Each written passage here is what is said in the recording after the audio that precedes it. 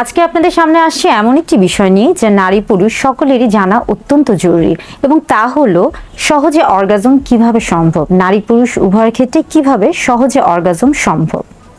প্রথমে বুঝতে হবে অর্গাজম কি। অর্গাজম মানেই হলো নারী বা পুরুষ বা উভয় ক্ষেত্রে সবচেয়ে বেশি যখন যৌন তৃপ্তি পাওয়া সম্ভব হয়ে থাকে সেই সময়টি, অর্থাৎ যৌন তৃপ্তির যে সর্বোচ্চ পর্যায়ে রয়েছে সেই পর্যায়টিকে অর্গাজম বলা হয়ে থাকে।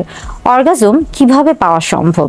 নারী পুরুষ উভয়ের ক্ষেত্রে আমরা সবসময় বলে থাকি সবচেয়ে বেশি গুরুত্বপূর্ণ যে বিষয়টি রয়েছে সেটি হচ্ছে একজন নারী বা পুরুষ বা উভয়ের ক্ষেত্রে তার মানসিক যে স্বাস্থ্যের যে অবস্থা সেটি, অর্থাৎ নারী পুরুষ উভয়ই বা নারী বা পুরুষ যখনই তাদের স্বাস্থ্যগত দিক থেকে বিশেষ করে মানসিক দিক থেকে যখনই প্রস্তুত থাকে আসলে তখনই কিন্তু অর্গাজমটা সহজ হয়ে থাকে। বিশেষ করে শারীরিক সম্পর্কে যাওয়ার আগে যখন একজন নারী বা পুরুষ বা নারী পুরুষ উভয়ই যখন চিন্তা করে বা মানসিকভাবে তারা প্রস্তুত থাকে যে হ্যাঁ তারা একটা শারীরিক সম্পর্কে যাবেন বা তাদের মধ্যে একটা খুব সুন্দর একটা সম্পর্ক মধুর সম্পর্ক তৈরি হবে, তখনই আসলে অর্গাজমটা সহজে সম্ভব হয়ে থাকে।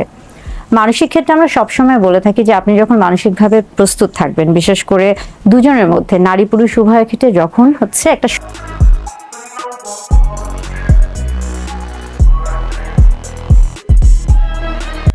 সম্মতি থাকবে বা তাদের মধ্যে যখন একটা যোগাযোগ থাকবে এবং এই যোগাযোগটা এরকম যে দুজন দুজনকে বুঝতে পারা, দুজন দুজনকে ভালোবাসা বা দুজন দুজনের আবেগকে বুঝতে পারা, দুজন দুজনের প্রতি একটা শ্রদ্ধাবোধ তৈরি হওয়া, এই বিষয়গুলি এই জিনিসগুলি কিন্তু মানসিক বিষয়ের মধ্যে অনেক গুরুত্বপূর্ণ।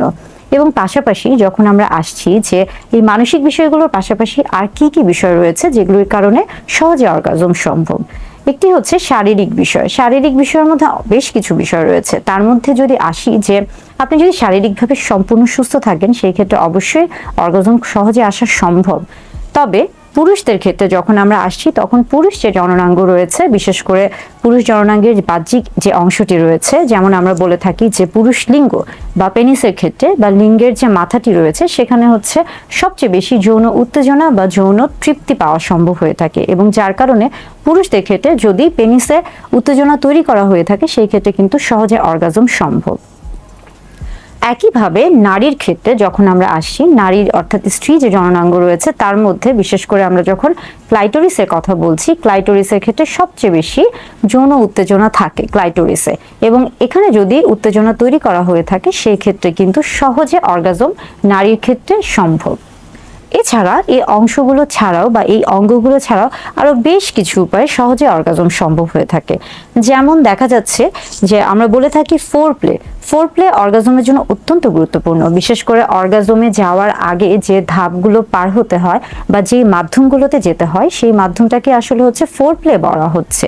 ফোরপ্লে বলতে মূলত বোঝাচ্ছে যে এই সময়টাতে নারী স্ত্রী বা স্বামী স্ত্রী, নারী বা পুরুষ বা নারী পুরুষ এবং স্বামী স্ত্রী দুজন দুজনকে এই সময়টাকে আসলে উত্তেজিত করতে থাকে এবং এই উত্তেজনা দেখা যায় যে সর্বোচ্চ উত্তেজনায় পৌঁছানোর যে বিভিন্ন রকমের ধাপ রয়েছে এই ধাপটি মূলত ফোরপ্লে অত্যন্ত গুরুত্বপূর্ণ বিশেষ করে অর্গাজমের ক্ষেত্রে।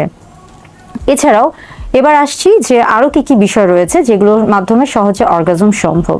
একটি গুরুত্বপূর্ণ বিষয় হচ্ছে মাস্টারবেশন বা হস্তমৈথুন। একটা সময় মাস্টারবেশন বা হস্তমৈথুনকে একটা বিকৃত যৌন আচরণ হিসেবে মনে করা হতো, কিন্তু বর্তমানে এটিকে গ্রহণযোগ্য হিসেবে ধরা হয়েছে। অর্থাৎ বর্তমানে যখন কেউ স্বাভাবিকভাবে মাস্টারবেশন করছে বা হস্তমৈথুন করছে এবং এতে তার দৈনন্দিন জীবনে কোনো সমস্যা হচ্ছে না বা সঙ্গীর কোনো সমস্যা হচ্ছে না বা তার বৈবাহিক জীবনে কোনো সমস্যা হচ্ছে না, তখন এটিকে কিন্তু স্বাভাবিক হিসেবে গ্রহণ করা হচ্ছে এবং এটিও কিন্তু সহজে অর্গাজমের জন্য খুবই গুরুত্বপূর্ণ বা সহায়ক হিসেবে কাজ করে। এর পাশাপাশি আসছি যে বিভিন্ন রকমের দেখা যায় যে ভাইব্রেটর, যেটাকে কিনা আমরা সেক্স টয় বলে থাকি, এইটাও কিন্তু খুবই গুরুত্বপূর্ণ বা এটাও কিন্তু হচ্ছে সহায়ক হিসেবে কাজ করে থাকে অর্গাজমের ক্ষেত্রে।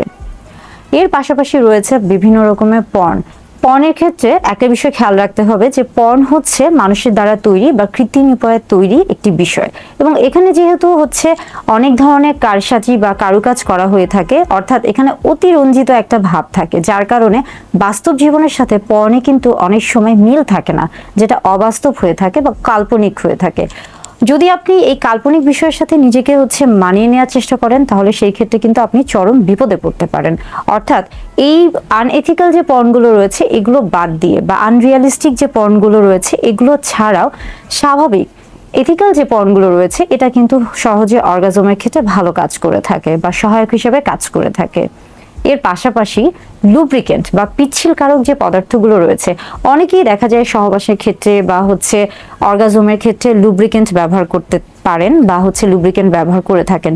লুব্রিকেন্ট মূলত এক ধরনের পিচ্ছিল পদার্থ, এটা আসলে দেখা যায় সহবাসের ক্ষেত্রে বা অর্গাজমের ক্ষেত্রে একটা সহায়ক ভূমিকা হিসেবে কাজ করতে পারে।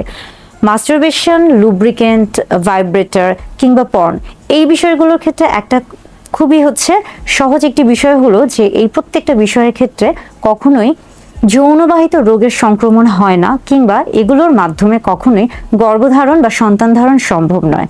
তবে প্রত্যেকটি বিষয়, পুরুষদের ক্ষেত্রে যেমন পেনিস, স্ত্রীদের ক্ষেত্রে যেমন ক্লাইটোরিস, এবং এই যে মাস্টারবেশন বা লুব্রিকেন্ট কিংবা ভাইব্রেটর, সেক্স টয় বা পর্ন, প্রত্যেকটা বিষয়ে কিন্তু অর্গাজমে বা সহজে অর্গাজমে খুব ভালো একটা ভূমিকা রাখে। তবে সবসময় একটা বিষয় খেয়াল রাখতে হবে যে প্রত্যেক ব্যক্তির আসলে নিজস্ব একটি ব্যক্তি স্বাধীনতা রয়েছে, একটি পছন্দ রয়েছে।